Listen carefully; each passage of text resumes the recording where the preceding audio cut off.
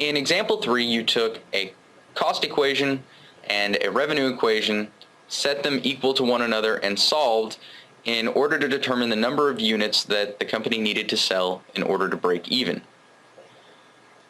Using these equations and the solutions from example 3 in this tutorial, you will learn how to take the solutions from when you set two equations equal to one another and solve and check them using your graphing calculator.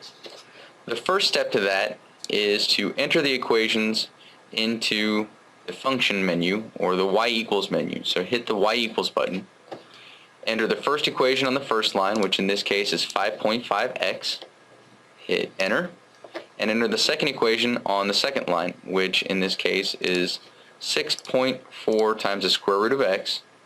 To enter in the square root of x, hit second, and then the square root is just above the x squared button, so hit the x squared button, enter in x, close the parentheses, and add the 13,000.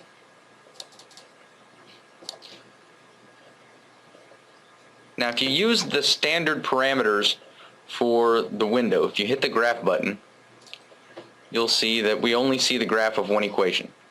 That's because we need to adjust the minimum and maximum x and y values so that we can see both equations. The other equation is totally off the graph, as well as the point or points of intersection.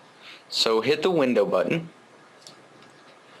Now our minimum and maximum x values are determined by what our solutions were. In example 3, we found, even though one of them was found to be extraneous, we found one solution just over 2,300, the other solution just over 2,400, so we'll go just below and just above those values.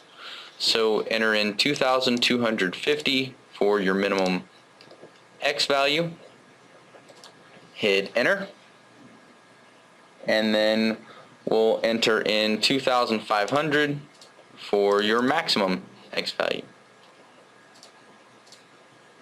Now, as it shows in the commentary, how you determine what your minimum and maximum y value should be, and these aren't exact, by the way. You can adjust them slightly and still have the point of intersection and still perform this operation of finding the point of intersection. And this is just a rule of thumb as to how to find them, and then go a little bit below and a little bit above those values. But to find the minimum and maximum y values, you simply use the solutions once again, and the simplest equation, which in this case was y equals 5.5x. Enter in the solutions that you find, and then use that for your minimum y and maximum y.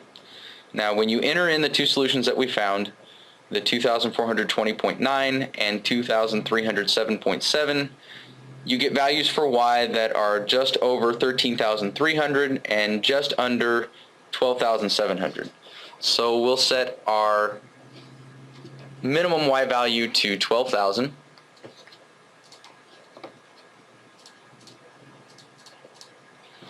And hit enter. And we'll set our maximum y value to 14,000. Now when you press the graph button again, you should see both equations, as well as, in this case, one point of intersection. Now to have the calculator approximate that point of intersection and thus check our solution, you hit second and then calc, which is just above the trace button. So hit the trace button, and then you're going to want to go to option 5, which is intersect. Hit enter.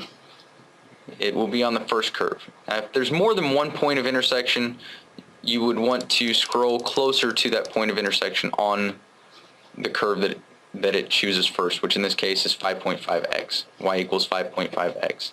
When there's one point of intersection, it's not imperative, but it's a good habit to have. Then hit enter.